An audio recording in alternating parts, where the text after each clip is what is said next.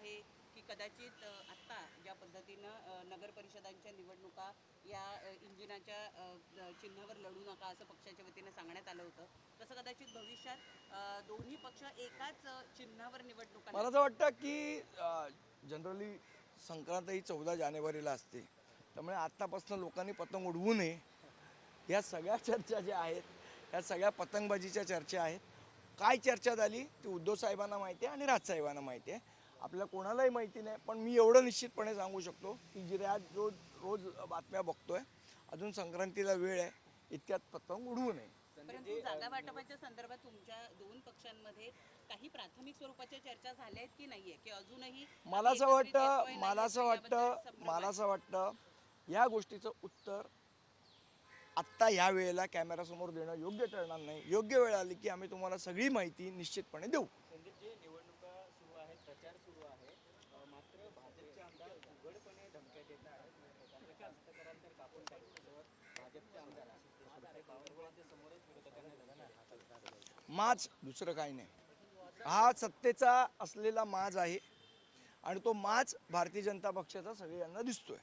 संदीपजी, काही दिवसांपूर्वी सर्व महाविकास आघाडी आणि मनसे यांनी निवडणूक याद्यांचा मतदार याद्यांचा प्रश्न उपस्थित केलेला होता.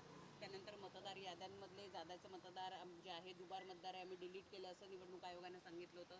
नवीन यादी प्रसिद्ध केली. 2 स्टार मारलेले सगळे दुबार मतदार आलेले आहेत. परंतु त्यात सुद्धा अनेक घोळ असल्याचं दिसून येत आहे. जी लोक दुबार नाही आहेत त्यांच्या नावाच्या समोर स्टार आहे, ज्यांच्या नावाच्या समोर स्टार आहे त्यांनी काय करायचं पुढे हे माहिती नाही आहे.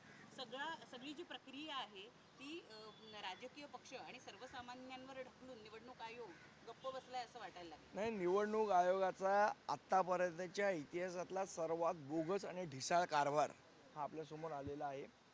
निवडणूक आयोगाला जर स्वतःची मला असं वाटतं आपण ज्याला म्हणतो की विश्वासार्हता ही जर जपायची असेल तर त्यांनी नीट काम करणं आवश्यक आहे. हे ज्या सगळ्या गोष्टी होत आहेत याच्यामुळे निवडणूक आयोगाची विश्वासार्हता दर सेकंदाला ही रसातळाला चाललेली आहे. परंतु आता तुम्ही लोक काय करणार आहे? कारण काही वॉर्ड असे नाही, आम्ही आमच्या पद्धतीने मतदार हे दुबार दिसून येत आहे. आमच्या पद्धतीने संघर्ष चालू आहे आणि त्यासाठी आपल्याला माहीत असेल तर याच्या 2-3 दिवसा अगोदर सन्माननीय आमचे नेते बाळा नांदगावकर, शिवसेनेचे आदित्य ठाकरे वगैरे सगळी मंडळी गेली होती.